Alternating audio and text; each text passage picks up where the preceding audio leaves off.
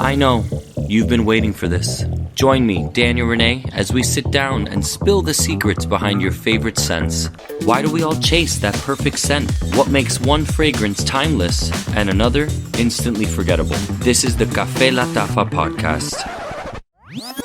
We'll speak to the creators, the chemists, the culture shapers to uncover the how, the why, and the what were they thinking behind every blend. This is more than perfume, it's power, it's personality, it's the unsaid that speaks first and lingers long after you've left the room. Fragrance isn't just what you wear, it's how the world remembers you. Born in the heart of the Emirates, but created for the entire world, this is Café Lattafa.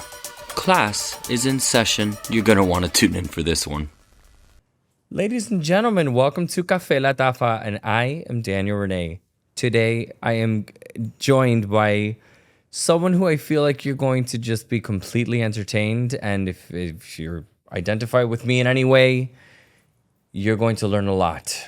Now, I hope you sit back and relax, and let's welcome Alex Lee. I'm so excited to have you. How do you feel? I feel good. Yeah? It's nice to finally meet you in person. You as well. Is it weird to sit on a set of a podcast? You said this was your first podcast. It is my first podcast. So having the nerves a little bit, but you're going to help calm me down a little bit, I guess. It's literally no different. You've done interviews. I've sat there. I watched. I did my research. So talk to me about the beginning stages of where in your life you knew that you were just going to, like you didn't just wake up one day and poof, I'm going to become one of the world's best perfumers. So it actually started when I was in kindergarten. I used to chase after my classmates in the sandbox. And I used to smell their hair, I would run after them and grab their hair. Alex, we don't do those things. I know.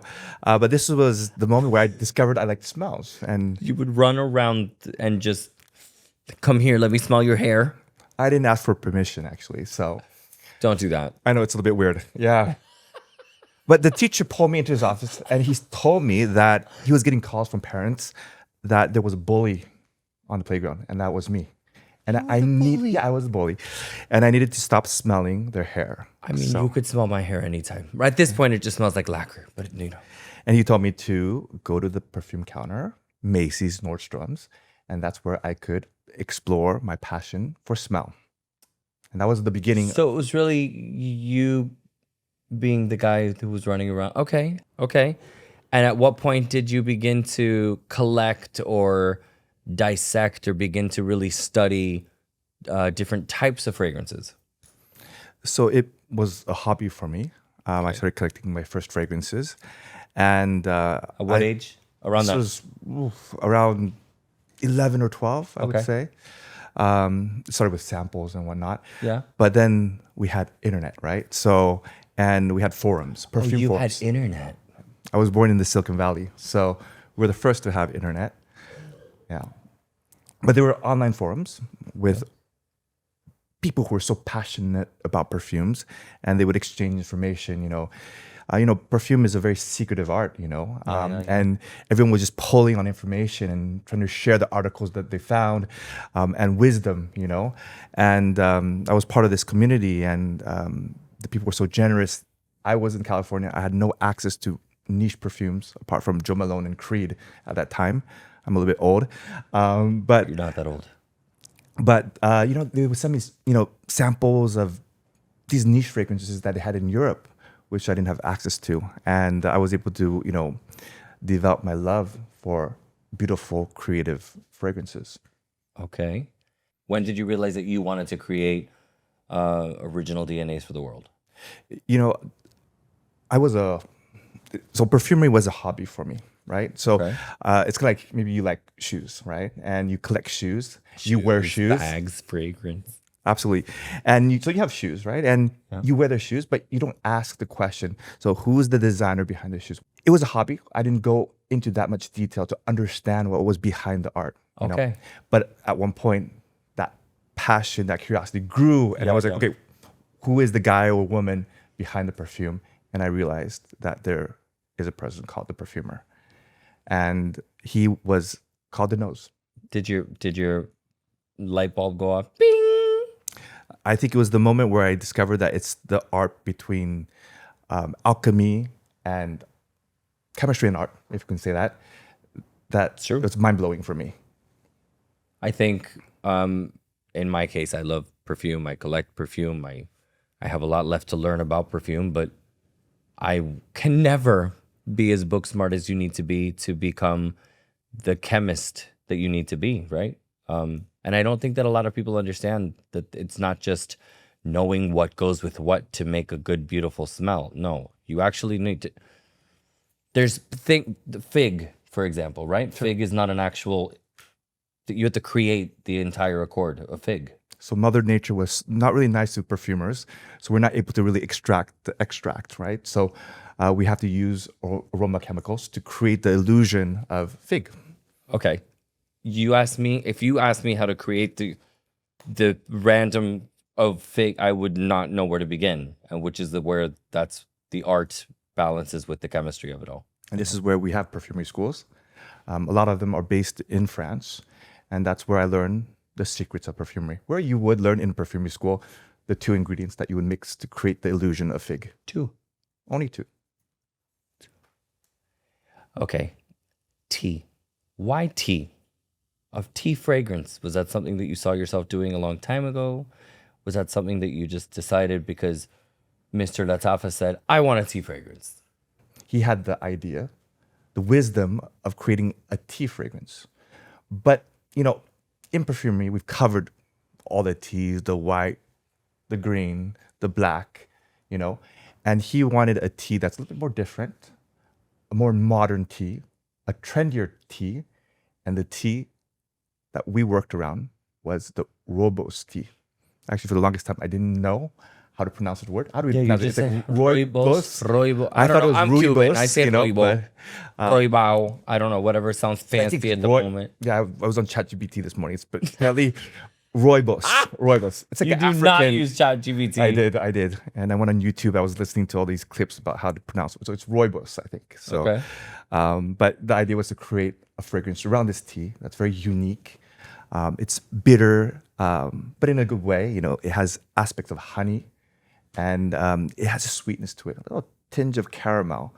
And this was the starting point of our collaboration together. We were smelling before we sat down to film. Somebody, a part of the team behind the camera right now, actually was showing us different teas, Earl Grey, and one of them was Rooibos? Rooibos. I'm gonna pretend like I'm gonna remember that. And what I noticed was the fruit in it. But then somebody else said it smelled very earthy.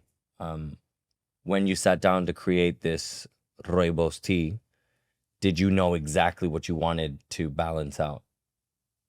Like, did you know how much citrus or how much? How did you come up with this?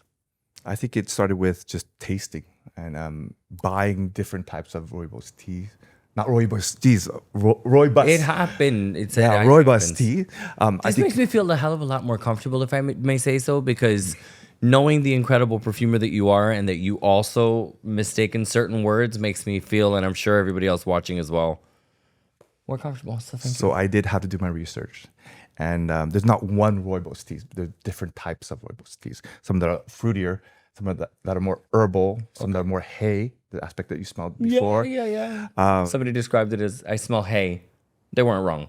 So we went Smelled a little hay. with the more fruitier interpretation. Okay. With like red A little fruits, sweeter. a bit sweeter, and really focusing on the freshness.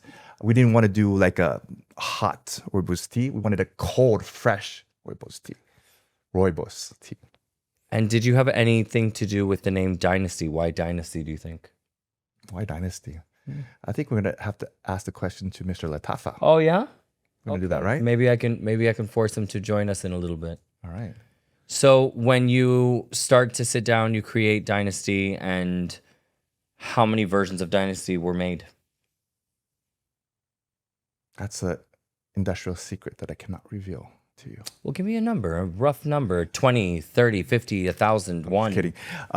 It was I would say, I think it took a good 20, 30 trials. Tries. Yeah. And that happens over a span of how many weeks? I would say this was Don't look at him. Don't look at him. It's not like you're not here. So this was a rather quick development. It took about 3 months. And this is to say, really, I think to create a great fragrance, it's not a question about time. And obviously, in different arts, we say that time is what makes the art good, right? But when we're masters of the art, when we have great art direction, when we have someone, and this is my love with working with Mr. Lattafa and the brand, is that he knows exactly what he wants, and we have a nice relationship which allows us to be quite close together in the development. Whereas in a traditional business sense, with other brands that I work for, there are more layers to it. So sometimes the information doesn't get to us directly, so it takes longer. Yeah, there's more steps to get the message. Right. Right. When you have a more direct interaction with the decision maker, the mastermind behind the idea and the concept. Which he is. He literally, you said it earlier, I'm not sure if it was actually right now or not, but I'll repeat it anyway, that you described him as someone who knows what he wants. Absolutely. But I think that in anything, right, can only make the process of something creative not necessarily faster, but easier to get whatever point is trying to be accomplished, Absolutely. So it's not a numbers thing, it's about that chemistry, working with, that person in front of you. Yes. And that's what makes the magic in a certain way faster. And we don't need 1,000 or 2,000 trials. Sometimes we can make something very beautiful, in a handful. Yeah, and it doesn't necessarily mean that, because some fragrances do take a long time. And yeah, absolutely. I've had friends that have beautiful brands that has, they've taken years to create the right formula, and it is what it is. I'm a musician. Sometimes albums take years to create, Absolutely. Cannot rush art. But sometimes it just, bloop, just kind of happens. It happens. Yeah. Tell me something about Mr. Lattafa that he probably wouldn't want us to know about. Here's one thing that you might not know about Mr. Lattafa. It's that he has a big sweet tooth. He loves desserts. Well, that makes sense. And he can't say no to anything that's sweet. So I remember a couple years ago, World Perfumer Congress in Miami, I took him on a dessert tour. We went through 4 or 5 different bakeries, dessert shops, and we were eating our hearts out, like cream over our face, cookies, ice cream, milkshakes, and everything. And I really saw how much he loved sweets, which is sometimes reflected in his creations. No, that makes sense. Maybe that's why Lattafa makes some of the best. You guys make some of the best. That makes total sense. I get it now. What are your beliefs? And there's no right or wrong answer, obviously, but what are your beliefs on layering fragrances? I think there's nothing wrong with layering, actually. I think it's about finding your identity through a unique fragrance. And that might be just one fragrance with a sum of 2. And I think it's about being comfortable with what you're wearing on yourself. And the idea is to feel good. And if it's 2 or 3, if you get to that combination that makes you happier, why not? Where do you see yourself going in the next 10 years?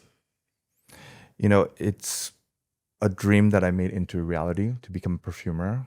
I was a little boy, I remember, with that dream. And now I've been blessed to be given this opportunity to be an ambassador of this art, and I want to continue doing that by creating amazing fragrances, unique fragrances. And I won't stop until I make more masterpieces. And I think in the end of the day, it's about making people feel better. And I realized that a perfume is, in a certain way, perfume is actually medicine in a certain way. It's like you going to the hairstylist, right? You get a haircut. Nothing has changed but the shape of your hair, and maybe the color or whatever. But you step out of your hair salon feeling Totally sexy, different. healthier, and it's something very psychological, right? So perfume is that, and I'm so happy to be part of that, to help empower people through smell. I love this guy. If I may say so, Sondoz is in my top 3 favorite Lattafa fragrances of all time.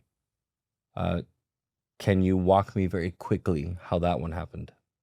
This was actually my first collaboration with Mr. Lattafa. Again, this is another example, and in the moment I realized that with Mr. Lattafa, because of this great relationship and because of his creative power, we're able to do things really quickly. And this was also a very fast development. But he was really caught onto this mango exotic fruit accord that I was working on, and we worked together hand in hand, and we threw some things together, and Sondoz came to birth. And I love that fragrance. I love that fragrance. And you told me you like it because it's long lasting, right? So It's so strong. It's one of those fragrances that you can spray on yourself or on your clothes and take a shower and still walk out and you're still going to smell it.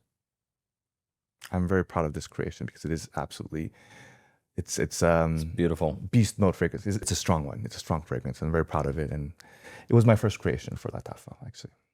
So Well, you're very proud of it, and I would be too. I'm very proud of it. Thank you for joining us, Mr. Lattafa. Thank you for having me. What? This is you. It's my show. I work for you. Yeah. What are you talking about? Thank you for having us. Yeah. I mean, for real. Thank you for doing what you're doing. My pleasure. It's okay. We're getting a whole episode with him, whether he likes it or not. Talk to me about the day you guys met. So I got a call that there was a young perfumer coming into Dubai, wanted to meet us, and they told me the name, Alex Lee. What I usually do if I hear a perfumer's name for the first time, I immediately go and check who that person is and through what they've done, because it's important to us. I told him to bring him in. The first moment he entered my room, I felt there was some kind of a connection that we had. He seemed very open to share things, and the moment we started talking, it just clicked. We just clicked with each other, and he had some interesting submissions. At that time, Peach was popular. Around 4 years ago, I think it was. Yeah. Right. We started talking about ingredients, about new fragrances that are in the market, what's the trends, and it just talking to him was so easy. So that was the first time. Never really felt like you guys were working. It was more like hanging out with a friend. Yes, definitely. I'm saying it makes it easier. It wasn't like, okay, very serious. You gotta meet this guy, a perfumer. No, nothing like that. It was very chill. We're having our teas, our espressos in the office where you were sitting today. Very cozy. Well, I think that there's a magic that happens in Lattafa, and after meeting Alex, he makes it easy. He's very giving as a human being, and you can tell. And yes, open is the perfect way to describe you. Sometimes perfumery is it's a serious job, and it's a serious industry, and sometimes, we need to have fun, and I think our relationship is a fun one. It's having fun while creating. And it's very easy to work with him. He knows his stuff. He knows maybe sometimes more perfume stuff than myself. So he's on point. He knows all the launches. He smells them sometimes before I even get to do it. So he's the real deal in perfumery. That's why he's Mr. Lattafa. How was it? Thank you. I like it. For a man that doesn't do interviews very often, you're very comfortable on camera, sir. Thank you so much. Yeah. And did you both know that you were gonna be besties and start creating fragrances for the world the way that you have now? Not really. Not really. No. But I saw his desk, which is filled with bottles, everywhere. It's still super disorganized, but in a good way, I guess. But my that's the artist in him, no? The same thing, Yeah, artist. Organized, messy guy, I guess. But I loved his desk. You saw the passion for perfumery, So talk to me about where you both came up with this idea for Dynasty. So we went on a trip to Shanghai, and there was this lady that came in for a tea ceremony with her full setup of teas. Okay. Beautiful, different kinds of teas, the black tea, the pour tea, the silver needle tea. Oh my God, it was just... silver needle tea? Yes. What is a silver needle tea? It's one of the kinds of teas that are available in China. I feel dumb. So many different kinds of teas that she had, and the way she was doing the ceremony, very elegant, very nice, and the way we had to drink it, there was a specific way that you're supposed to do it, and there was no rooibos tea over there, rooibos tea. There was no rooibos. Do you see that it is normal that people that know what they're talking about, this is what they do? These are two geniuses in the fragrance world, and they can't even say this word either. I'm not even going to try. However, we got the idea to further research after that what needs to be done, how we should launch a tea that is modern, and that that younger generation also could connect with, without being too earthy, too bitter. So we came up with the idea to explore the rooibos tea. You said it right. I think. I don't know. Sounded good. Sounded good. And for me, from what I've had in the past, rooibos is a little bit fruity at the top. It has a little bit of a red fruit kind of effect. Yeah. When you drink it, you feel touch fruitiness and a touch of earthiness, but it's very well balanced. It's not too bitter, too harsh. And that's the reason why we decided to work on the rooibos. Well, if I may say so myself, I cannot wait to see what else you guys create in the future for the world. Sondoz and Dynasty are masterpieces. Thank you. Not a surprise. Thank you. I am a fan of both of yours, and I'm sure everybody at home will agree with me when I say you have both just added another gem to the lineup, and I'm beyond grateful to be a part of the world that gets to experience them. Thank you so much. Thank you.